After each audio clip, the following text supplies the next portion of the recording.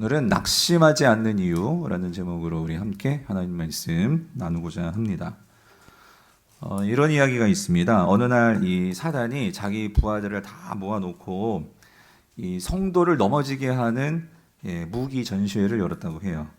그래서 그 무기 밑에는 다 가격표를 붙여놓고 그렇게 사단과 뭐 귀신들과 그 쫄개들이 모여가지고 그 전시회를 하고 있는데 어떤 한 무기가 있는데 되게 작고 보잘것없어 보이는데 가장 비싼 가격표가 붙어 있는 거예요. 그래서 한 이 귀신이 마귀 대장님에게 물어봤어요. 아니 대장님, 왜 이렇게 이 무기는 다른 것에 비해서도 작고 그리고 별로 비싸 보이지도 않는데 왜 이게 가장 비싸냐고 그랬더니만 이 마귀가 그랬대요. 이 무기는 백발백중으로 이 성도들을 넘어뜨릴 수 있는 무기다. 그래서 우리들에게는 아주 중요한 무기야 라고 그렇게 말을 했다고 합니다. 여러분, 이 무기가 무엇일까요? 이게 낙심이라는 거예요. 낙심. 누가 만드는지 모르겠지만 하여튼 낙심인데, 여러분, 이 낙심이라는 이 한자를 풀어서 사용해 보면 낙은 떨어질 낙자, 심은 마음심인데, 그러니까 해석해 보면 이렇게 되는 거죠. 그러니까 마음이 있어야 할 곳에 있어야 되는데 그곳에 있지 못하고 제대로 있지 못하고 이 마음이 천길 낭떠러지로 추락하는 거. 그래서 마음이 요동치게 되고 뒹굴게 되고, 여러분, 그게 낙심이라는 거예요. 그래서 이 추락이 깊으면 깊을수록 사람은 거기에서 절망감, 근심, 좌절, 분노 이런 것에 이제 휩싸이게 돼서 결국 그 깊은 수렁 속에서 허우적거리다가 지치게 되고, 그래서 인생이 망가지게 되고 급기야 극단적인 선택을 하게 되는 그 이유가 알고 보면 낙심이더라는 거예요.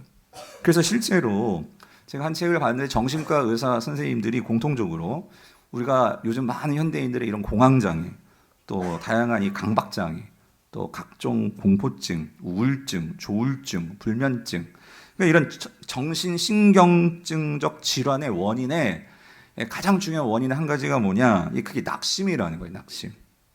근데 여러분, 이게 정신의학적인 부분에서뿐만이 아니라 우리가 성경을 보면은요, 성경은 이 낙심에 대해서 성도들이 주의해야 한다라고 성경은 우리에게 끊임없이 말씀을 하십니다. 그리고 하나님은요, 특별히 성경에서요, 이 낙심한 인간들을 어떻게 회복시키시는지, 어떻게 그들을 다시 이렇게 세우시는지에 관한 이야기들이 우리가 성경을 찬찬히 보다 보면 그 이야기들이 많은 것을 우리가 볼 수가 있습니다. 그래서 오늘 우리가 읽은 이 고린도후서 4장도 이런 관점에서 보면 오늘 본문도 낙심과 관련해서 어떻게 성도가 낙심하지 않을 수 있는지 그 비결을 말씀해 주는 것이 오늘 본문의 핵심 내용입니다.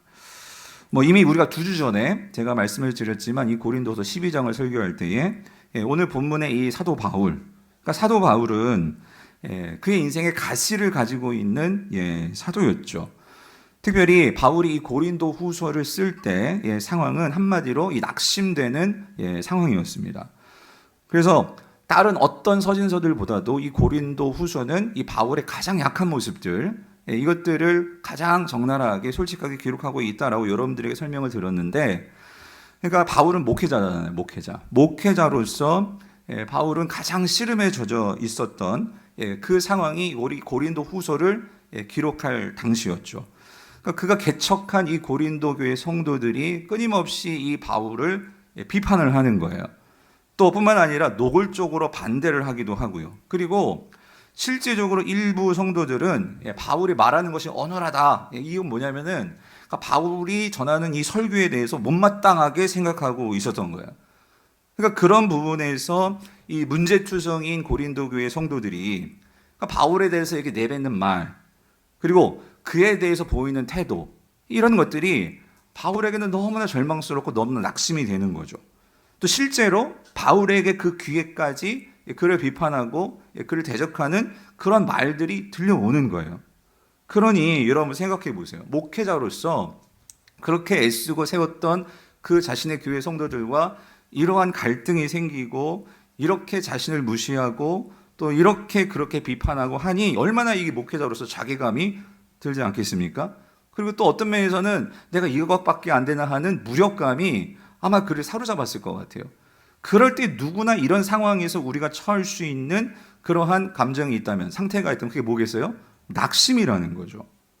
그런데 여러분, 참 놀라운 것은 저도 그렇고 여러분들도 그렇고 이런 상황이라면 진짜 헤어나오기가 쉽지 않을 것 같은데, 근데 사도 바울은 우리가 이 서신서를 보면 그런 상황 속에서도 분명한 한 가지 사실은요, 그는 뭐 하지 않았다? 낙심하지 않았다는 거예요. 뿐만 아니라 이런 상황에서 정말 사람들에게 그렇게 모욕을 당하고 어떤 말을 당하고 한다면, 사실 저와 여러분들은 우리가 정말 힘들어하는 부분이 이런 거잖아요. 누군가 나에 대해서 이렇게 욕하는 소리, 모욕하는 소리를 들으면 우리가 거기 잘못 걸려들면 그게 우리의 마음에 꽂히고 사로잡혀서 막 분을 내고 막 마음이 힘들어하고 하면서 밤잠을 설치면서, 그런 게 사실 우리 인간의 어떤 감정이고 마음이지 않습니까? 그게 너무 심해지면 막 우울증에 빠지게 되기도 하고요. 분노 어떤 조절을 못하는 사람이 나오기도 하고요. 근데 사도 바울은 전혀 정신 이상적인 그러한 모습을 보이지 않는다는 거예요. 그럼 어떻게 이럴 수 있느냐?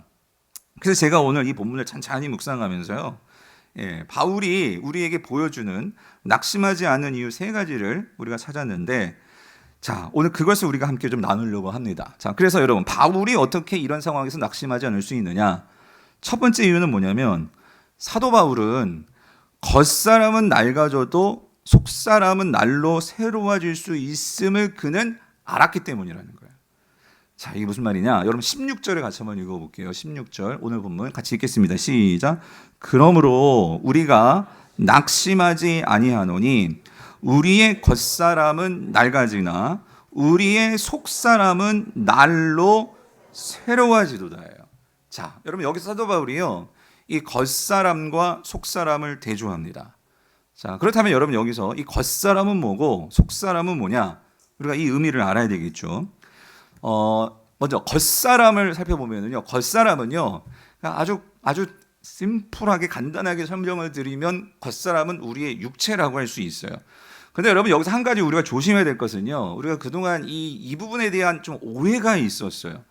요즘 학자들도 말하는 바지만 사도 바울이 말하는 우리 인간의 존재를 사도 바울은, 그러니까 우리 흔히 이렇게 육체와 영혼으로 구분한다라고 말을 하는데, 그렇게 이분법적으로 사도 바울은 보지 않았어요. 이게 무슨 말이냐면, 그러니까 여러분 이런 거예요. 그러니까 겉사람은 분명히 우리 눈에 보이는 그런 드러나는 부분이 분명히 있어요. 있기 때문에 쉽게 설명하면 우리의 육체, 이 몸이라고 분명히 말할 수 있는데, 그런데 이러한 육체와 영혼의 구분은요, 성경에만 있는 게 아니라 당시 사도 바울 당시 그 그리스 로마, 쉽게 말하면 여러분이 학교에서 배웠던 이 플라톤적인 이해, 다시 말하면 이 정신과 어떤 이 육체라는 이런 이분법적인 사고가 그 당시 세상 사람들에게 이해하는 바에 있었어요.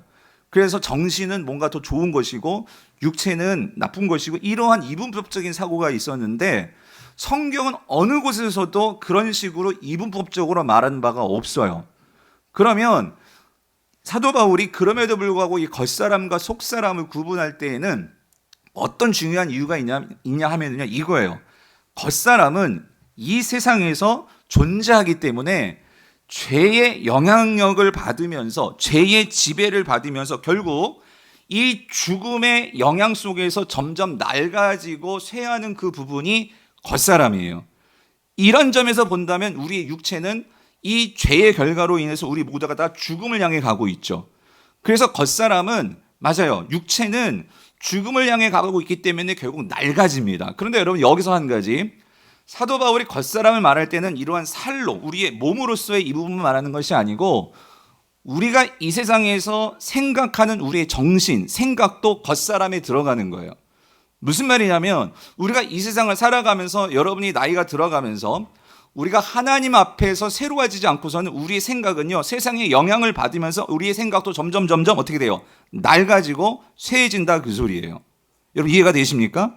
그래서 그런 점에서 여기서 사도 바울이 말하는 이 겉사람이라는 것은 이 세상을 살아가면서 우리가 점점 세상의 영향을 받으면서 이 죄의 영향을 받게 되는 우리의 모든 육체와 우리의 정신과 우리의 생각과 이 모든 것들은 결국 죄의 영향력 안에서 낡아질 수밖에 없다, 이거를 말하는 거예요. 우리가 짓는 죄의 결과에 의해서 여러분 우리는 내가 짓는 죄에 의해서 고난과 고통을 당하기도 해요. 그러므로 고난과 고통이 당하면 당연히 우리의 육체는 힘이 들어요. 뿐만 아니라 내 죄가 아니더라도 이 세상에서 사람들이 만들어 놓은 죄의 결과로 내가 그 죄의 피해를 당해서 나의 삶이 힘들어질 수도 있어요. 대표적인 예가 전쟁이나 어떤 우리가 일상에서 일어나는 범죄에 내가 피해자가 될 때가 그렇죠. 그러니까 우리의 육체, 우리의 이 겉사람은 생각도 육체도 이 세상에서 그렇게 존재하면 우리는 당연히 낡아지고 그리고 그 속에서 영향을 받으면서 힘들 수밖에 없어요. 이게 겉사람의 특징이에요. 그런데 사도 바울이 말하는 지금 이 속사람은 날로 새로워진대요. 이 말은 여기서 속사람은 예전에는 여러분이 영혼이다 이렇게 설명을 많이 들으셨을 거예요. 근데 이거는 단지 영혼만을 말하는 게 아니라 그 영혼은 영혼인데 이 속사람은 뭐냐면 하나님께서 우리를 새롭게 창조한 두 번째로 창조로 만들어진 사람을 말해요. 성경에서는 이거를 거듭난 사람이라고 말을 해요. 그래서 분명하게 다시 정리해 보면 여기서 속사람은 뭐냐면요, 성령이 우리 안에 들어와서 그 성령과 함께 하나가 된 나를 말해요. 그게 속사람이에요. 그래서 여러분 이거를 고린도후서 5장 17절 바로 뒷장에서는 이 속사람을 이렇게 설명을 해요. 같이 한번 읽어볼게요. 시작.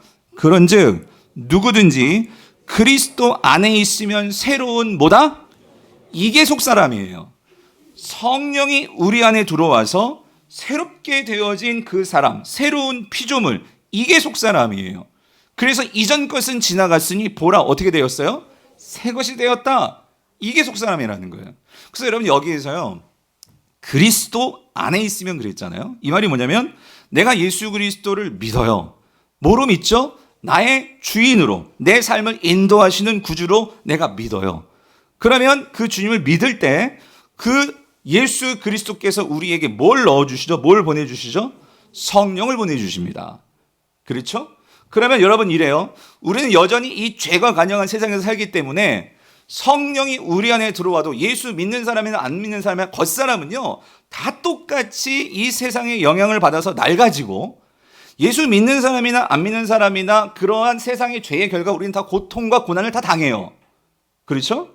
그런데 예수 그리스도 안에 있으면, 즉 다시 말하면 예수 그리스도를 믿고 그것으로 인해서 성령이 우리 안에 들어오면 우리는요 속사람이 생겨요. 그 새로운 피조물로서의 속사람이 있는데 그 속사람은 어떤 특성이 있느냐? 결코 새하지 않는데요.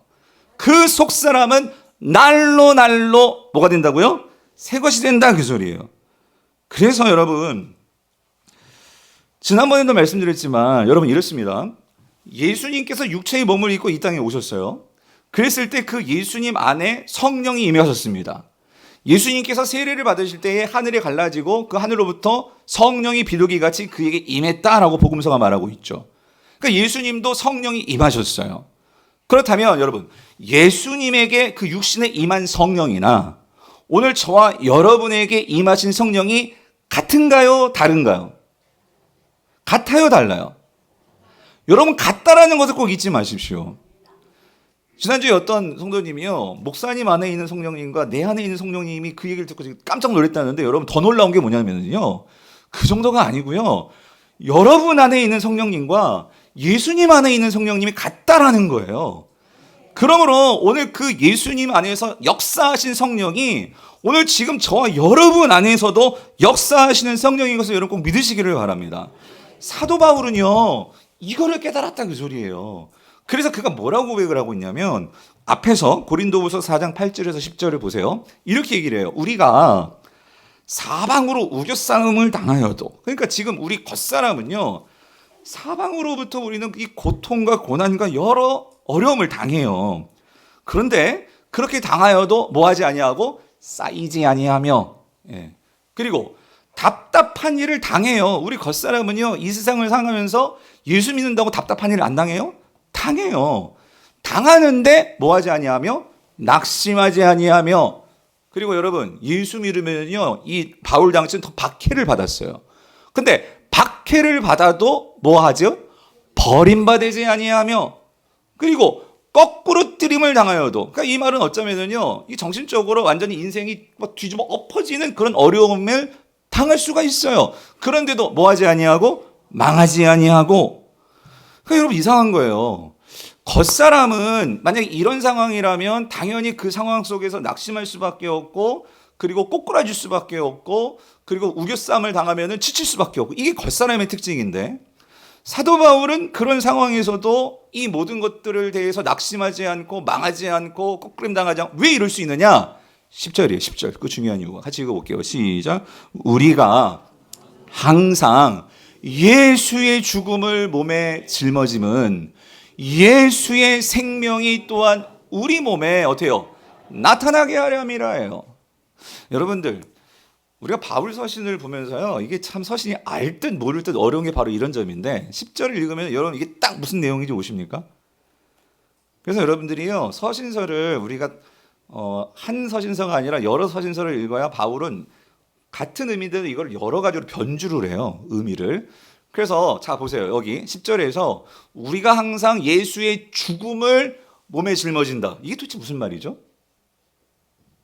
예수님의 죽음을 우리의 몸에 짊어진다. 이게 무슨 말이에요? 그래서 여러분 여기서 이 몸은 겉사람을 말해요. 그러니까 우리가 이 겉사람, 여기서 예수의 죽음이라는 것은 그러니까 예수님이 십자가에서 죽으시는 그 고난을 말해요. 고난. 그러니까 예수님이 십자가에서 죽으시면서 얼마나 고난을 당하셨습니까? 그런 것처럼 우리도 이 땅에서 고난을 당하면서 살죠. 그런데 자, 우리 겉사람이 그렇게 예수님의 그 고난처럼 우리도 그 고난을 내 몸에 짊어진다. 그 소리는 겉사람이 아까 8절과 9절에서 말했던 것처럼 그런 고난들이 우리에게 닥친다. 그 소리예요. 겉사람은 그걸 피할 수가 없어요. 그걸 다 당해요. 그런데도 불구하고 또 한 가지, 예수의 생명이 또한 우리 몸에 나타난다라고 할 때 여기서 말하는 이 예수의 생명은 뭘까요? 다시 말하면 여기서 생명이라는 건 뭐냐면 살리는 능력이에요. 살리는 능력, 살아나는 능력이에요. 그 능력이 우리 몸에라고 할 때 이 몸은 어떤 몸을 말할까요? 이건 속사람이에요. 예. 다시 말하면 여기서 예수의 생명이라는 건 뭐냐면, 여러분 예수님이요, 그렇게 십자가에서 고난을 당하시면서 죽으셨습니다. 그런데 그 주님이 그 죽으셨던 몸인데, 겉사람인데, 여러분 그 겉사람이 어떻게 되었죠? 다시 살아나셨어요. 그 예수님을 다시 살아나게 한 그분은 누구십니까? 성령님이죠. 여러분 성령님은요, 어떤 분이시냐면 살리는 영이세요. 그래서 여러분 우리가요, 구약에서 에스겔 37장 같은 말씀을 보면은 그 마른 뼈다귀가 성령이 임하니까 어떻게 돼요? 마른 뼈다귀들이 어떻게 돼요? 살아나잖아요. 그걸 보여주는 거예요. 뭐냐면 여기 다 이거예요. 그렇게 예수가 죽은 이 겉사람이었는데도 예수님이 성령이 그 안에서 그 예수 그리스도를 살릴 때 예수님은 그 겉사람도 다시 살아나는 놀라운 역사가 있었잖아요. 그런 것처럼 오늘 우리 안에도 그 예수의 영이신 그리스도의 영이신 성령이 있기 때문에 그 성령이 우리를 어떻게 하시느냐? 우리를 살려낸다, 그 소리예요. 우리의 이 절망과 이 낙심이 찾아드는 그 상황 속에서 성령은 우리를 어떻게 하느냐? 살려내고 일으킬 수 있는 그 영이다, 그 소리예요. 그게 우리 속사람에게서 어떻게 된다? 나타난다, 이 소리예요. 그래서 이거를 16절 다시 보세요. 16절에서 어떻게 표현하면 우리의 속사람은 날로 어떻게 된다? 새로워진다 라고 표현하면 새로워진다. 뭐로 새로워지는 거예요? 성령으로 새로워지는 거죠. 그래서 여러분 여기서 이 날로 이 말은 날마다, everyday, 날마다 이런 말이고, 새로워지다라는 이 말은 이 아나카이노라는 이 헬라어는요, 이건 여러분 시제가 중요해요. 항상 우리 성경은 좀 시제가 불명확할 때가 많은데 헬라어든 이 원어 성경을 보면 이 시제가 중요한데 이게 현재 시제로 되어 있거든요. 그러니까 이 새로워진다라는 말은 언제 새로워지는 거예요? 예수 믿고 성령 들어왔을 때만 새로워지는 거예요? 아니에요. 어떻게? 날마다. 여러분 이걸 믿으십시오. 우리는 여러분 지금도 새로워질 수 있어요. 내가 이 예배를 통해서 내가 지금 절망으로 사로잡혀 있었는데 이 말씀이 여러분 정말로 믿고 반응하다면 이 문을 밖에 나갈 때 여러분 새로워져서 우리가 나갈 수가 있다는 거예요. 날마다 새로워진다. 이게 현재 진행형이란 말이에요. 계속해서 새로워진다. 또 한 가지 중요한 거, 이게요, 원어는요, 수동태로 되어 있어요. 그러니까 여러분, 이게 내가 새로워져야지, 내 힘으로 새로워져야지, 그런다고 새로워져요? 아니고, 새롭게 되어지는 거예요. 뭘 통해서? 누구를 통해서? 성령을 통해서. 예. 성령을 통해서 내가 새로워진다, 그 소리예요. 그러므로 여러분, 사도 바울이요, 그가 사역을 하거나 혹은 성도들을 위해서 기도를 해주거나 자기를 위해서 혹은 성도들을 위해서 항상 끊임없이 그가 구했던 게 있어요. 그게 뭐냐면 에베소서 보세요. 에베소서 3장 14절에서 여러분 16절을 보면, 자 보세요. 이러므로 내가 하늘과 땅에 있는 각 족속에게 그 이름을 주신 그 아버지 앞에, 자 어떻게 꿇고 비노니? 여기서 여러분, 유대인들은 보통 이렇게 서서 기도하든지 이게 엎어져서 기도하거든요. 근데 여기서 무릎을 꿇고 기도하다는 건 어떤 의미일까요? 간절히 기도한다, 그 소리. 간절히. 예. 간곡히 간절히 하나님께 기도한다. 그게 이제 무릎을 꿇고라는 의미예요. 여러분, 무릎을 꿇고 기도하십니까? 이런 걸 보면서 너는 간절히 기도할 때 하나님께, 그러니까 이 집중해서 기도하기 위해서 무릎을 꿇는 거 아니겠어요? 무릎을 꿇고 기도하는데 중요한 건 이거, 뭘 그렇게 간절히 구하기에 무릎을 꿇고 기도하느냐? 16절이에요. 여러분 읽어보세요. 시작.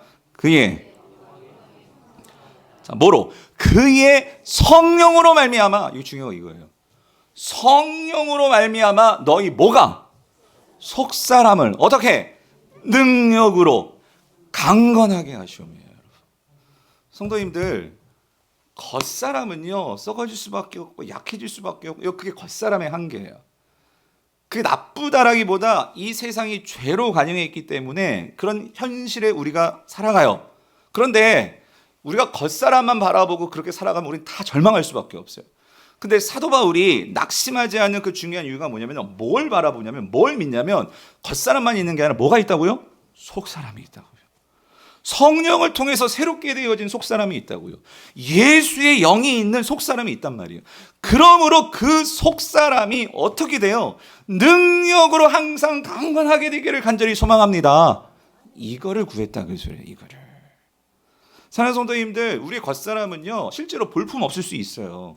예, 볼품 없고 약하고 병들고, 그래서 사람들에게 손가락질 당하고 무시당하고, 실제로 바울이 그랬잖아요. 대적자들이 그렇게 사도 바울을 비난하고 비평하고, 여러분 그렇게 사람들에게 미움을 받고 하니까, 여러분이 겉사람만 바라보면서, 그렇게 겉사람 바라보면 낙심할 수밖에 없는 거예요. 그런데 사도 바울은 그게 아니라, 그래 내 겉사람은 그래, 이렇게 인정해 버렸어요. 근데 마음을 거기 두는 게 아니라 뭐를 간절히 바랐냐면, 이 예수의 생명인 속사람이 날로 속사람은 뭐 할 수 있다고요? 새로워질 수 있다. 이거에 마음을 두고 이거에 집중해서 그는 인생을 살아갔다, 그 소리예요. 여러분, 성경에 보면은요, 하나님께서 사람을 쓰실 때는요 이 겉사람 보고 쓰는 게 아니에요. 그러니까 겉사람은요 누구나 약하고 또 뭐 잘할 수도 있고요. 그러니까 겉사람은 하나님께 중요한 건 아니에요. 왜냐하면 이 모든 죄의 결과로 겉사람은 다 결국 썩어서 없어지고, 하나님께서 궁극적으로 우리를 새롭게 하실 거예요. 그래서 성경에 보면은 하나님께서 쓰신 사람들을 보세요. 모세 같은 경우에도, 그러니까 모세도 겉사람으로 놓고 보면은요 살인을 범했어요. 그러니까 사람들이 저 살인자야 그러면서 애굽 사람들이 막, 그러니까 거기에 두려움 가져가지고 막 도망치고 그러잖아요. 사람들의 그 말에 꼬여가지고 얽혀가지고 난 살인자구나. 그러니까 절망하니까 어떻게 돼요? 깊은 수렁 가운데. 그래서 그가 이제 광야 속으로 들어가게 되고, 그런데 하나님이 그를 찾아오시죠. 그래서 80세에 하나님을 만났어요. 사명을 받았어요. 80세. 우리 권사님들 여기 80세 있으시죠? 예, 80세에 하나님의 사명을 받았어요. 그래가지고 그 하나님의 사명을 받고 그 이스라엘 백성들을 그렇게 힘든, 그렇게 그 고난의 어려운 길을 하나님 의지하면서 120세까지, 여러분 120세까지 그렇게 하나님의 사명을 감당했지만, 성경은 뭐라고 표현하냐면 눈이 흐릿하지 않았다. 눈이 흐릿하지 않았다. 이게 뭘 말하냐면, 여러분 겉사람이요 어떻게 눈이 흐릿하지 않을 수가 있겠어요. 저도 요즘 노안이 와가지고 여러분 이게 오더라고요. 정말 안 올 줄 알았는데, 그러니까 우리는 그럴 수밖에 없어요. 근데 그 말은 무슨 말일까? 여러분 이거예요. 하나님의 속사람으로 강건한 사람은요 겉사람의 그러한 것들이 문제가 되지 않더라, 그 소리예요. 이게 한 사람의 말을 안 해요. 여러분 갈렙은요, 여러분 85세 할아버지였어요. 근데 사람들은 다 안 된대. 유다 산지는 우리가 포기해야 된대. 왜? 거기는 안악자손이 있고 우리 그 땅을 정복할 수 없어요. 그랬을 때 갈렙이 뭐라고 해요? 이 산지를 내게 주시옵소서. 예. 여러분 그게 갈렙이었어요. 갈렙이 하나님의 영으로 충만하니까 자신의 겉사람에 사로잡히면 아유 내가 이 나이에 뭘 하겠어. 아유 얘들아 니가 좀 해와. 이럴 것 같은데 갈렙은 뭐예요? 하나님의 영으로 충만하니까 속사람이 강건하니까 겉사람을 뛰어넘더라 그 소리예요. 하나 더 볼게요. 여러분 사사기를 보면은 사사기에 두 번째 사사가 에훗인데 이 에훗은 참 독특해요. 성경에 왼손잡이 에훗이라고 나오는데 원어적으로 보면 그 말이 뭐냐면요. 에훗은요 장애인이었어요. 예. 오른손에 장애가 있어요. 여러분 만약에 내가 어떤 장애가 있거나 하면 아유, 내가 무슨 일을 할 수 있겠습니까 목사님. 아유 내가 이렇게 해가지고 뭐. 그런데 여러분 심지어 육체적인 장애도 하나님의 일을 함에 있어서는 속사람이 강건하니까 뭐해요? 하나님께서 쓰시더라 그 소리예요. 사랑하는 성도님들 우리가 낙심하지 않기 위해서는요. 여러분 저거 내가 성도라면 겉사람에 사로잡히는 것이 아니고요. 속사람에 관심을 가져야 돼요. 겉사람만 치장하고 꾸미시고 그러지 마시고요. 속사람을 우리가 치장하고 속사람을 관리해야 될 줄 믿습니다. 성령 충만하신지를 점검하셔야 된다고요. 그게 첫 번째 낙심하지 않는 비결이었고요. 두 번째는 사도 바울이 낙심하지 않을 수 있는 그 이유는 뭐냐 하면은요. 두 번째 이유는 환난을 새롭게 보는 관점을 가졌기 때문이라는 거예요. 여러분 이거는요. 첫 번째 속사람하고도 연관이 되는 건데 이거예요. 내가 속사람이 강건해지면 어떤 일이 벌어지냐면요. 우리가 이 세상을 바라보는 관점들이 달라집니다. 근데 그 대표적인 세상 사람들과 달라지는 그 다른 점이 뭐냐면요. 우리가 살아가면서 겉사람이 당하게 되는 이 환난, 이 고난을 새롭게 바라보고 해석하게 되더라 그 소리예요. 그래서 여러분 17절 보세요. 오늘 보면 17절 같이 읽어볼게요. 시작. 우리가 잠시 받는 환난에 경한 것이 지극히 크고 영원한 영광에 중한 것을 우리에게 이루게 함이니에요. 자, 이게 무슨 말이냐면 자 보세요. 여기서 환난을 뭐라고 지금 사도 바울이 보고 말하고 있냐면 이렇게 말하죠. 잠시 받는 환난에 어떤 것? 경한 것.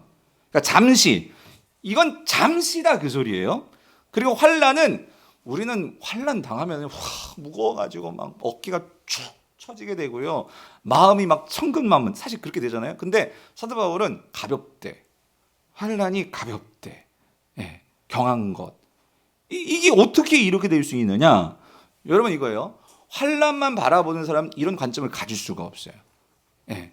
그리고 환난이 그러니까 고난이 힘든 이유는 딴 게 아니라 우리가 가장 힘들게 하는 건 이런 거죠. 이게 언제 끝날까? 그거예요. 이게 언제 끝날까? 언제 우리가 좀 벗어날 수 있을까? 이게 우리를 정말 못 살게 만드는, 정말 죽고 싶을 정도 그렇게 만드는 게 이거예요. 근데 여러분 사도 바울이 근데 그 환난을 어떻게 보냐면 잠시래. 잠시. 근데 여러분 지금 사도 바울도요. 지금 육체의 가시가요. 언제 이게 떠나갈지 몰라요. 근데 심지어 하나님은요. 떠나간다는 말을 해주신 적이 없어요. 떠나가게 해주세요. 그렇게 3번씩이나 기도했는데도 네 은혜가 좋게 라고 말씀하시면서 주님은 그냥 갖고 품고 있으래. 그리고 지금 고린도 교회가 어떻게 바뀔지도 몰라요. 아직 상황이 안 좋아요. 그런 상황인데 사도 바울은 그거를 어떻게 보냐면 잠시. 이렇게 볼 수 있는 이유가 뭘까요? 성도님들. 그거는요. 뒤가 있기 때문에 뒤가. 그게 뭐냐면 이렇게 말하죠. 뒤에 뭐라고 나와요? 지극히 크고 영원한 영광의 뭐? 중한 것을 이거예요. 무슨 말이냐면 여러분 이렇습니다. 환난 자체를 보면 이건 결코 경하지가 않아요. 이건 중한 거예요. 내 인생에서 가장 힘든 거예요. 그런데 사도 바울은요. 그게 아니라 보고 있는 게 있어요. 뭐냐면요. 사도 바울에게는 이 지극히 크고 영원한 영광이 뭔지를 알고 그거를 바라보면서 그 관점을 가지고 오늘 나를 바라보고 있어요. 여러분 이게 성도들에게 있어서 너무나 중요한 관점인데 신학적으로는 이걸 종말론적 관점이라고 해요. 뭐냐면 우리는요 항상 종말을 바라보면서 살아야 돼요. 그 종말을 바라보면서 그 종말을 가지고 우리는 이 현재를 바라보게 되면 이 현재가 새롭게 해석이 될 수 있다 그 소리예요. 무슨 말이냐? 사도 바울은요 장차 우리가 누리게 될 이 영광. 여러분 여기서 영광은요. 뭐가 영광일까요? 여러 가지로 해석할 수 있어요. 그런데 이 영광은요. 결국 궁극적으로 우리가 완성된 하나님 나라가 우리에게 주어집니다. 여러분 믿으십니까? 그 나라는 영원한 영광이고요. 그리고 그 영원한 영광의 증표로서 우리에게 주신 것이 사실은 성령입니다. 여러분 우리 안에서요. 이 땅에 있는 것 중에 영원한 거 아무것도 없어요. 우리 육체도 다 썼고요. 그런데 여러분 놀라운 건 뭐냐면 우리 안에 계신 성령님은요. 결코 쇠하지도 않고 결코 사라지지도 않은 그분은 영원하신 분이에요. 그 영원하신 성령이 제한적인 우리 안에 있어요. 이게 뭘 말해주는 거냐?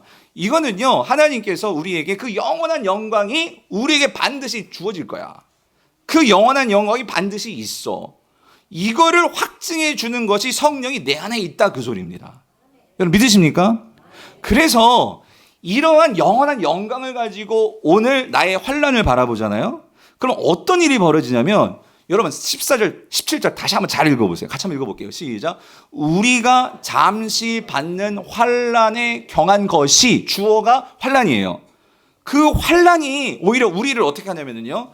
크고 지극히 크고 영원한 영광에 중한 것을 우리에게 어떻게 한다? 이루게 한다 그 소리예요. 이게 무슨 말이죠? 오히려 이러한 하나님의 영원한 것을 볼 줄 아는 눈을 가지고 우리의 환난을 보는 사람은요. 오히려 이 환난이 우리로 하여금 뭘 더 선명하게 바라보고 뭘 더 간절히 기대하게 만들고 뭘 더 간절히 추구하게 만드느냐? 뭐예요? 영원한 영광을. 이게 좀 어려울 수도 있죠. 여러분 이해되시는지 모르겠어요. 그래서 여러분 바울이 이렇게 설명합니다. 로마서 5장 3절에서 5절을 보면 이렇게 말을 해요. 보세요. 다만 이뿐 아니라 우리가 환난 중에도 뭐 한다고요? 즐거워하나. 여러분 이게 우리가 읽지만요. 이 본문을 많이 봤죠? 보았지만 이게 이해가 되십니까? 내가 곰곰이 생각해봐요. 지금 나의 상황이 즐겁나? 여러분의 상황이 즐거우십니까? 여러분이 지금 자녀가 부모가 당하고 있는 그런 고난과 어려운 상황이 즐거우세요? 그걸 즐거워한다면 세상 사람들은 미쳤다 그럴 거예요. 아니 그게 어떻게 즐겁냐고. 근데 사도 바울은 뭐라고 말하냐면 그 환난 중에도 근데 우리가 뭐 할 수 있어요? 즐거워할 수 있다. 왜 그러냐 그 소리예요. 그랬을 때에 아까 여러분 우리가 봤던 고린도서에서 그렇게 말했죠. 그 환난이 결국 우리가 영광으로 이르게 한다 그랬잖아요. 어떻게 이르냐 그 과정이 있는데 로마서는 그 과정을 자세하게 설명해서 이런 거예요. 영원한 영광, 종말론적 관점으로 그 영원한 영광이 얼마나 영광스러운지를 우리가 알면 알수록 여러분 우리에게 주어지는 그 하나님 나라의 영원한 것이 얼마나 지극히 큰지를 우리가 알면 알수록 내가 지금 당하는 환난 속에서 우리는 뭘 할 수 있느냐? 환난을 당하면 당할수록 우리는 그 영원한 영광, 지극히 큰 영광을 알기 때문에 뭐 할 수 있어요? 인내할 수 있다 그 소리예요. 마치 우리 올림픽에 나가는 선수들이 4년 동안 그 올림픽에 나가가지고 금메달 뗄 것을 생각하면서 그 힘든 훈련들을 4년 동안 참으면서 뭐예요? 인내하잖아요. 왜? 그 영광이 주어질 것을 바라보는 자는 그것을 인내합니다. 그런데 난 아무리 해도 가망성이 없어. 예? 그러면 인내하겠어요? 그런 소망이 없는 자가 그렇게 힘들게 훈련하면서 그걸 다 이겨내겠어요? 그런데 영원한 영광이 나에게 주어지는 것을 확신하고 그것을 소망하고 보니까 허리띠 졸라가면서 여러분들이 집 살 걸 생각하면서 막 아끼고 막 그러면서 돈 전략하고 저축하고 그러는 것처럼 똑같아요 여러분. 우리가 정말 그 하나님 나라의 영광이 얼마나 큰지를 알면 알수록 성도는 환난 중에서 뭐 할 수 있어요? 인내할 수 있고 그리고 그 인내를 하면 할수록 우리는 어때요? 세상에 대해서 우리의 마음을 접고 그것을 포기할 수 있게 되고 그러니까 그게 뭐냐면 연단을 받는 거죠. 내가 새로워지는 거예요. 세상과는 다르게 어때요? 그러니까 세상에서는 참 힘들지 모르지만 내가 어때요? 영적으로는 신앙의 근력이 키워지고 내가 영적으로는 더 강해지고 이 연단을 받는 거죠. 연단을 받게 되면 연단이 되면 될수록 그 사람은요 어떻게 돼요? 소망이 더 분명해진다. 소망이 더 커지는 거예요. 그 소망을 이루는 줄을 알게 된다는 거예요. 그런데 여러분 5절이 중요한데 5절 한번 읽어보세요. 시작. 우리를 부끄럽게 하지 아니함은 우리에게 주신 성령으로 말미암아 하나님의 사랑이 우리 마음에 부음받음이니. 이게 무슨 말이죠? 소망이 우리를 부끄럽게 하지 않는다. 이게 무슨 말이에요? 이 말은 뭐냐면, 여러분, 소망은 뭐냐면 영광으로 해석할 수 있어요. 우리에게 장차 주어질 그 영원한 영광. 예. 우리가 그 영광이, 자, 이래요. 우리를 부끄럽게 하지 아니한다. 이 말은 뭐냐면, 여러분, 이렇습니다. 이 소망이 결코 우리를요, 그러니까 배신하지 않는다, 그 소리예요. 그러니까 이 소망이 크면, 이 소망이 분명하면 분명할수록 우리가 이 땅에서 어떠한 어려움을 당하고 그럴지라도 우리는 거기서 흔들리지 않는다. 그 말이 뭐냐면 부끄럽게 생각하지 않는다. 그러니까 어떤 상황에서도 내 겉사람이 그렇게 힘들어도 우리는 그 소망, 영광을 바라보면서 당당하게 살아갈 수 있다.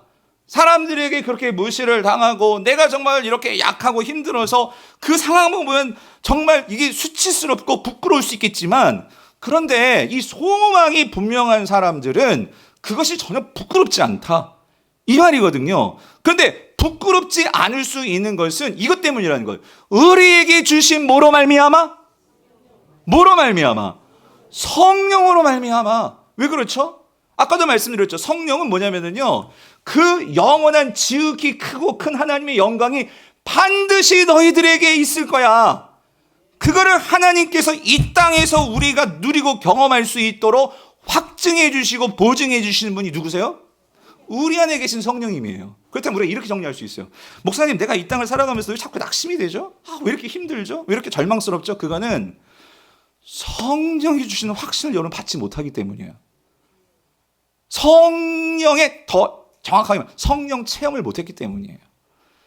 날마다 성령을 체험을 해야 되는데 몇십 년 전에 체험을 했어요. 뭐 수련회든지 아니면 어떤 기도원에서든지 죽었다 살동 살아난 체험이 있는데 그건 옛날 체험이고, 지금, 여러분, 지금 청년 때 그것이 있어서 신앙을 유지할 수도 있겠지만 그건 옛날 일이고, 성령은 지금도 현재 진행형으로 역사하시는 거거든요. 그게 있어야 지금 내가 들이닥친 이 환난과 고난을 내가 이겨낼 수 있단 말이에요. 그래서 그 성령으로 말미암아, 이 성령을 체험하면은요, 우리 안에서 뭐가 생기느냐? 이 확신이 생겨요. 하나님이 나를 뭐 하신다? 하나님이 나를 뭐 하신다? 사랑하신다. 예? 하나님의 사랑이 우리 마음에 부음받음이니, 여러분 이거예요. 하나님이 나를 사랑하고 계시는구나. 이 모든 천지만물을 만드신 그분이 내가 뭐라고, 여러분? 이런 겉사람을 후패하고 이렇게 부족하고 죄인인 나를 하나님이 뭐하고 계세요? 사랑하고 계신다.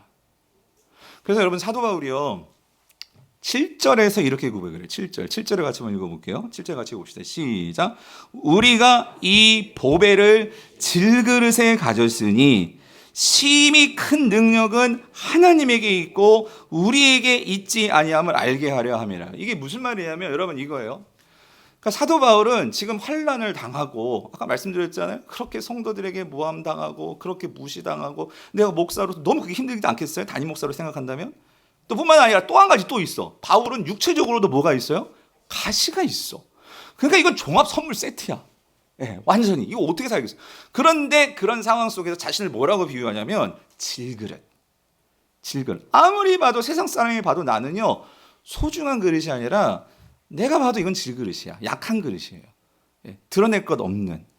그런데 여러분, 놀라운 게 뭐냐면, 그러한 환란으로 가득 차 있는 나인데, 그러면 그럴수록 이상하게 내 안에서 뭐가 더 분명하게 보이냐면, 그런데 그 안에 속사람, 그 내 질그릇 안에 누가 있어요? 뭐가 있어요?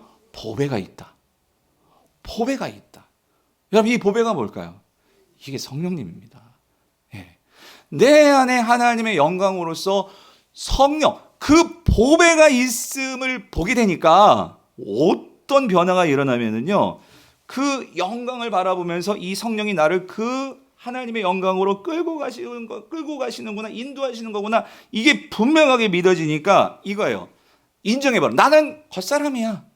맞아, 날 욕할 수도 있고, 나는 맞아, 죽을 수도 있고, 나는 그럴 수도 있는데 내 안에 성령님이 계시기 때문에 내가 성령님을 의지하면 의지할수록 나는 어떻게 되는 걸 누리냐면요, 하나님의 능력이 나 안에서 더 늘어나고 더 분명하게 드러나는 것을 경험하게 되는 거예요. 바울은요 이걸 깨달았어요. 자신에게 있어서 가시는요 어떤 의미에서는 이건 육체의 가시, 질그릇. 여러분 우리 모두 다 질그릇 되고 싶어요? 금그릇 되고 싶고 사람들에게 막 추앙받고 인정받고 하는 그런 그릇들 되고 싶지 않으세요? 근데 사도 바울은 거기에 관심이 없고 뭐에 더 관심이 있냐면 이 보배가 분명하면 분명할수록 여러분 이거죠. 여러분 아무리 질그릇이라도 그곳에 보배가 있으면 여러분 그 그릇 함부로 버릴 수 있어요? 버릴 수 있어요? 없어요. 내 존재가 아무리 세상에서 보잘것없는 존재라 할지라도 내 안에 뭘 담고 있느냐, 여러분 그게 분명하면요 나의 분명한 가치와 정체성이 분명해집니다. 그러면 내가 부족해도 내 안에 계신 그 성령이 있기 때문에 그 사람은 뭐하지 않아요? 낙심하지 않는다. 그러니까 오히려 사도 바울에게는 이 환란이 그를 어디로 인도해요? 영광으로 인도하는, 그거를 사도 바울은 깨달은 거예요. 중국 교회를 지금까지 이렇게 잘, 중국 교회가 그러니까 어렵지만 교회의 신앙이 여러분 있는 거 아시죠? 이러한 일에 큰 역할을 하는 사람이 여러분 아신지 모르겠지만 워치만이라는 이 신앙의 인물이 있어요. 여기에 대해서 여러 가지 설명들이 좀 분분하긴 하지만 어찌되든 근데 이 분이 분명히 이 중국의 이 지방교회라는 그런 하나의 그 기독교 운동에 큰 역할을 하신 분인데, 이 워치만니도 이 사도 바울처럼 그의 몸에 가시가 있었대요. 그리고 사실 이분은 성령 그런 운동도 하시고 그러한 놀라운 체험들을 많이 이렇게 경도하고 그걸 설교하는 설교자이기도 했는데, 근데 자신의 몸에 가시가 있어요. 그래서 이걸 좀 하나님 고쳐달라고 그래서 그 금식 기도를 하고 철야 기도를 하면서 그렇게 매달렸는데, 어느 날 철야 기도를 하는 중에 잠이 들었는지 꿈을 꿨는데 어떤 일이 있었냐면 꿈에 이랬대요. 배를 타고 가는데 양자강을 건너요. 양자강을 건너는데 엄청 크잖아요, 양자강이. 근데 배를 타고 그날도 복음을 전하기 위해서 가는데 앞에 큰 거대한 바위가 딱 자기가 가야 되는 그 배를 가로막고 있는 거예요. 그래서 꿈에 자기가 기도를 했대요. 하나님, 이 바위를 좀 옮겨주세요. 내가 주님의 일을 하려고 하는데 이 바위를 옮겨주셔야 가죠. 그랬는데 꿈에 들리는 음성이 뭐였냐면 이렇게 되어 있어. 하나님께서 워치만이야, 너는 내가 이 바윗돌을 옮겨주기를 원하니 아니면 이 강물이 차고 넘쳐서 이 배가 그 바위를 넘어갈 수 있게 해주기를 원하니, 이게 하나님 물으셨대요. 그럴 때 워치만이가 그러면 하나님 그 강물이 넘쳐서 이 바위를 훌쩍 넘을 수 있게 해주세요 라고 그렇게 말하면서 잠이 깼대요. 그러면서 이 워치만이가 그때 뭘 깨닫냐면 그거예요. 하나님께서 나에게 가시를 줬는데 나는 이 가시를 옮겨주세요를 구했다는 거예요, 하나님께. 근데 뭘 깨닫겠냐? 하나님은 가시를 옮기는 것도 뿌리 뽑아내는 것도 하나님의 능력이겠지만 이 가시를 어떻게 해요? 훌쩍 넘을 수 있게 해주는 것도 하나님의 능력일 수 있겠구나. 그거를 깨닫고 그가 그 가시를 품고 그도 살았다는 거예요. 성도님들, 이게 뭐냐면 사도 바울이 말하는 거예요. 사도 바울도 그 가시를 품고 3번씩이나 하나님께 기도했는데 하나님께서 그 가시를 뽑아내주지 않았어요. 왜 그랬을까? 오히려 그 가시가 있기 때문에 더 하나님을 붙을 수밖에 없죠. 하나님의 더 크신 영광을 사모할 수밖에 없죠. 그러니까 그가 교만하지 않고 넘어지지 않고 끝까지 우리에게 이 신앙의 귀한 선배의 모습을 보였다, 그 소리예요. 사랑하는 성도님들, 나는 질그릇이에요. 우리가 이거를 깨달아야 된다, 그 소리예요. 우리는 질그릇이 아니라 금그릇 되기를 원하고 이런 거를 바라는데, 여러분 그것도 좋아요. 그렇지만 더 중요한 것은 오늘 하나님께서 우리에게 이 환난을 통해서, 이 환난은 지극히 뭐예요? 짧은 것이고 경한 것이고 더 지극히 영광스러운 그 영원한 영광이 우리에게 있고 그걸 통해서 우리는 훌쩍 우리의 삶을 뛰어넘을 수 있는 능력을 주시는 하나님이신 것 여러분 믿으시기를 바랍니다. 여러분 그게 환난을 이기는 방법이고 낙심하지 않는 방법이라는 거예요. 세 번째 사도 바울이 낙심하지 않을 수 있었던 마지막 이유는요, 이거예요. 그는 보이지 않는 것을 보는 믿음의 눈을 가졌기 때문이라는 거예요. 믿음의 눈. 여러분 18절을 볼게요. 18절 같이 읽어볼게요. 시작. 우리가 주목하는 것은 보이는 것이 아니요 보이지 않는 것이니. 이 보이는 것은 잠깐이요, 보이지 않는 것은 어때요? 영원함이라 해요. 자, 여러분 여기서 우리가 좀 중요하게 여겨야 될 것은 이 주목하는 것은 그랬죠. 이 주목하다. 그러니까 우리가 주목해야 될 게 있다는 거죠. 여기서 주목하다라는 것은요, 이 스코페오라는 헬라어는요, 이거는요, 의도성이 있어야 돼요. 의도적으로 뭔가를 집중해서 그거를 바라보는 게 이 주목하다, 스코페오예요. 그러니까 여러분, 우리 인생은요, 사실 우리가 뭘 바라보느냐가 우리의 방향을 결정해요.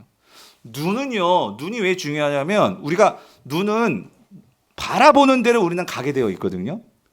그래서 우리 육체도 눈이 보여지만 그걸 제대로 그 목적지를 향해서 갈 수 있는데, 근데 여러분 그거 아세요? 육신의 눈도 중요하지만 아무리 육신의 눈이 보여도요, 인생의 바른 방향을 볼 수 있는 눈이 없으면은요, 아무리 눈으로 봐도 그 인생은요 망할 수 있고 잘못될 수 있어요. 우리가 바른 인생의 방향을 보기 위해서는요, 무슨 눈이 있어야 되냐면 보이지 않는 것을 볼 수 있는 어떤 눈? 믿음의 눈. 믿음의 눈이 있어야 된다 그 소리예요. 그래서 성경은요, 이 믿음의 눈을 말하죠. 히브리서 11장 1절 뭐라고 말해요? 믿음은 11장 1절 바라는 것들의 뭐라고요? 실상. 여기서 바라는 것이 주목하는 거예요. 주목하는 것. 믿음은요, 우리가 정말 의도적으로 바라봐야 될 것을 바라보게 하는 게 믿음이라는 거예요. 그러므로 그 믿음이 우리에게 바라봄으로써 우리에게 정말 실상, 정말로 우리가 봐야 될 것을 보게 만드는 그것이 믿음이고, 보이지 않는 것들의 증거다. 그건 무슨 소리냐면, 믿음이 있을 때, 여러분 믿음이 있다는 것은요, 보이지 않지만 우리가 믿음이 있다는 것은요, 그 보이지 않는 그 존재가 존재한다, 실상이다 하는 것을 확증해 주는 것이 바로 믿음이다 그 소리예요. 믿음이다. 그래서 성도님들, 우리는요, 잘 기억하세요. 믿고 싶은 걸 믿는 게 아니에요. 세상은요, 우리가 이걸 믿어야 된다 막 만들어서 이걸 믿어라. 그러니까 우리는요, 사실 그게 허상인데, 그걸 믿으려고 막 그걸 갖고 막 경쟁하고 그걸 소유하려고 하는데 나중에 다 그게 신기루야. 다 무너지는 것들이야. 우리가 믿어야 될 것은요, 쇠하지 않고 썩지 않고 그 영원한 하나님의 말씀입니다. 복음이, 여러분 이거예요. 우리는 뭘 믿냐면요, 예수님이 가르치고 말씀하신 그 복음을 믿는 거예요. 복음을. 그 복음을 믿음으로 그걸 가지고 우리의 삶을 주목해 다시 봐야 돼요. 우리의 삶을 다시 주목하면서 우리가 볼 때, 여러분 이렇습니다. 성도는요, 보이는 대로 믿는 자들이 아니고요, 말씀이 보여주는 대로 믿는 자들이 성도예요. 예. 말씀을 통해서 보이는 대로 이거 믿어야 되는데, 여러분 우리의 문제는 뭐냐면요, 말씀을 제대로 믿지 못하니까 세상에서 소리를 가지고 우리의 모든 것들을 보려고 해요. 사람들이 말하는 걸 가지고 나 자신을 바라보려고 해요. 그러다 보니 절망하고 우울증에 빠지고 비교하면서 항상 어떻게 나는 안 되는구나, 역시 나는 안 돼. 그러다 보면 우울증 빠지는 거예요. 예. 하나님은 우리를 절대 그렇게 말씀하시지 않는데. 그래서 사도 바울 보세요. 나는 질그릇이래. 사람들이요, 여러분 청년들 생각해봐. 얘네들 막 금수저 물고 나고 막 금그릇에 무슨 다이아몬드 막 박힌 이런 인생인데, 나는 맨날 흙수저고 맨날 세상 그렇게 말하잖아요. 그러면 왜 우리 부모는 이게 흙수저야? 막 이러면서, 그거는 뭐예요? 그 결국 우리가 진짜 바라봐야 될 것을 주목하지 못하고 이 세상이 보여주는 것을 보니까 우리는 그렇게 절망에 빠지는 거예요. 그런데 사도 바울은 뭐래요? 나 질그릇이야. 나 흙수저야. 그게 어떤데? 그렇게 말할 수 있는 건 뭐예요? 그 흙수저로 뭘 파고 있냐면 보배를 파고 있어요.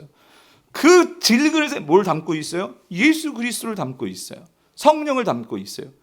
그게 정말로 보이니까, 제대로 보니까 삶이 달라지더라 그 소리죠. 그래서 여러분, 우리가 보이지 않는 것을 보려면은요, 그거는요, 말씀과 기도밖에 없어요. 말씀과 기도를 가지고 어떻게 해야 되냐면요, 여러분 이거는요, 훈련이 필요해요. 훈련이. 저절로 되는 게 아니에요. 여러분 이거 기억하세요. 구원은 하나님의 은혜로 우리가 거저받았다고 할 수 있겠지만, 우리가 보이지 않는 것을 보려고 하는 것은요, 여러분 연습이 필요하고 훈련이 필요하고 연단이 필요합니다. 왜냐하면 이 세상이 너무나 많은 것들로 보지 말아야 할 것을 우리를 보게 만들어요. 이 세상이 얼마나 우리 주변에 재미있는 드라마며 뭐 여러분 볼거리가 얼마나 많습니까 여러분? 예? 유튜브며 얼마나 많아요 여러분. 예? 그런 것들이 완전 우리 생각을 장악하니까 말씀이 읽어도 무슨 말인지 안 들어. 예? 이게 오늘날 우리의 문제 아니에요? 봐야 될 거를 보고 그걸 생각하고 그거를 같이 연습하고 그걸 같이 나누고 그러니까 이런 공동체, 오늘도 전도에 모인다고 하는데 제가 전도에 진짜 부탁드리는데 여러분, 전도에 모여서 무슨 말씀을 가지고 어떻게 여러분들이 주님의 일을 하려고 그렇게 하시라고 믿습니다. 근데 거기에서 그런 말씀과 그런 하나님에 대한 이러한 보는 것들을 가지고 우리가 어떻게 전도회를 주님의 나라를 위해서 우리가 더 전도하고 선교하고 우리가 어떻게 성도들을 같이 끌어내고, 이게 아니라 여러분, 이것이 없으면 그 전도에는요 반드시 거기에는요 말들이 무성하게 되고 그러한 것들이 공동체를요 흔들어 놓을 수 있다, 그 소리예요. 믿음의 눈을 키울 수 있는, 여러분, 그래서 같이 그걸 연습하는 그러한 우리 많은 모임들이 필요한 거예요. 모임들이 그런 것들을 같이 나누고 연습하는. 한 가지 이야기만 드리고 설교를 마칠게요. 보이지 않는 것을 봐야 된다는 거. 그래서 제가 어떤 책에서 읽은 이야기예요. 한 소녀가 이 난치병으로 병원에 입원해 있는데 이 애가요, 그러니까 엄마 아빠가 교회를 다녀서 얘가 어렸을 때부터 이제 교회를 다녔는데 아프니까 오랫동안 교회를 가지 못하는 거예요. 어느 날은 너무 예배를 드리고 싶었는지, 그걸 답답했는지, 너무 자신의 인생이 너무나 기가 막히고 힘들었는지 좀 목사님께 신방을 받고 싶다고 엄마한테 말하는 거예요. 그래서 목사님께 요청해서 그 목사님이 찾아오셨어요. 근데 얘가 너무 고통스럽고 힘드니까 제대로 앉지도 못하고 그러는데 누워가지고 이 목사님을 맞이하는 거예요. 그래서 목사님하고 이렇게 얘기를 하면서 이렇게 얘기를 하다가 이 애가 그랬대요. 소녀 애가, 목사님, 저희가 너무 통증이 심한데 때로는 이렇게 재미있는 어떤 뭐 책을 읽든지 뭐 영상을 보든지 그러면 그때는 잠시 내가 이 통증을 잊는데, 하지만 끊임없이 내가 이 병원 이 침대에서 나는 항상 이 통증에 사로잡혀 있으니까 정말 내 인생이 뭔가, 난 아무것도 못하고 이렇게 살다 죽는 건가 하는 생각이 든다는 거예요. 난 아무것도 못하는 인생이에요? 이렇게 물었대. 목사님이 그랬대요. 목사님이, 아니야, 아무개야, 너 이 병실에서 너 진짜 너는 위대한 일을 할 수 있어. 그러니까 갑자기 이 소녀가 눈을 크게 뜨더니 무슨 내가 이 병실에서 이렇게 아파가지고 침대에만 누워 있는데 뭘 할 수 있겠냐고 이렇게 따지듯이 그렇게 물었대요. 그랬더니 목사님이 뭐라고 했냐면, 야, 넌 이곳에서 있잖아, 하나님의 음성을 들을 수 있어. 그리고 너는 있잖아, 여기에서 너는 이 병실에 찾아오는 나뿐만 아니라 너를 보러 오는 친구들도 그렇고 이 병실에 오는 사람들을 위해서 너는 기도할 수 있는 일을 할 수 있잖아. 그렇게 이야기를 하는 거예요. 그래가지고 얘가 그 위대한 일이 기도하는 일이라고요? 이제 그 얘기를 듣고 병원에서 할 일이 없었는데 이 얘가 무슨 일을 하게 됐냐면, 이제 친구들이 이제 면회를 와요. 또 뭐 친척분들이 이렇게 면회를 와요. 그러면은 그분들을 위해서 기도하기 시작했다는 거예요. 그랬더니만 얘가요, 내가 이 병실에도 이런 일을 할 수 있대. 그러면서 그게 뭘 주냐면 행복감을 줬대, 행복감. 그러니까 이 행복감이 찾아오니까 그때부터 너무 기쁘니까 무슨 일을 했냐면 얘가요, 그렇게 힘든데 움직이기 시작하면서 자기 이제 옆에 있는 그 환자들 있잖아요. 그 환자들을 위해서 기도하기 시작하고, 이게 어디까지? 옆 병실, 그 옆 병동까지 돌아다니면서 그 환자들의 이름을 적으면서 그렇게 기도하기 시작을 했대요. 근데 결국 이 친구가 결국은 소천을 받았어요. 하나님의 부름을 받아서 세상을 떠났는데, 걔 이제 그렇게 이제 부르심을 받고 걔 이제 물품들을 이렇게 정리를 하는데 한 수첩이 뚝 떨어져 나왔다는 거예요. 근데 수첩을 봤는데 걔가 뭘 적어놨냐면 사람들의 이름을 적어놓았는데, 자기가 그렇게 병실에 오고 그 병동에서 만났던 사람들 중에 예수님을 믿게 된 사람의 이름을 적어놨는데 그게 56명이었대. 사랑하는 성도님들, 솔직히 그렇잖아요. 내가 아프고 힘든데 병실에서 무슨 일을 할 수 있겠어요. 우리는 거기서 맨날 아파 죽겠다, 힘들다 그러면서 우리가 그 시간을 그냥 보낼 수 있는데, 이 친구는 그 목사님이 너 위대한 일을 할 수 있어, 그 말에 이 보이지 않는 이 믿음의 눈을 가지고 나의 이 상황을 바라보니까 이 상황에서도 내가 뭘 할 수 있어, 위대한 일을 할 수 있다. 그랬을 때 그의 삶이 달라진 이 이야기가, 사랑하는 성도님들, 보이지 않는 것을 본다는 게 막 거창한 막 신비한 것을 본다는 이야기가 아니고요. 오늘 저와 여러분의 삶에서 정말 아무것도 보이지 않는 그런 나의 인생의 그러한 막다른 골목이 있는 분들 있잖아요. 아무것도 할 수 없는 것 같은. 근데 그 상황에서도 뭐예요? 이 소녀가 그 기도하기 시작해서 56명이라는 사람들이 주님을 믿고 주님께 나아갔다면, 여러분, 얼마나 이게 위대한 일이란 말이에요. 오늘 저와 여러분들에게도 낙심이 아니라 하나님께서 우리에게 새롭게 일하실 일들이 분명히 있음을 믿고, 사랑하는 성도님들, 오늘 본문의 이 세 가지 기억하시고 우리 모두가 다, 저도 그렇고 여러분도 그렇고, 그리고 이 설교를 들으시는 모든 분들이 낙심하지 않고 그 자리에서 일어서게 되는 은혜가 있게 되기를 주님의 이름으로 축원드립니다.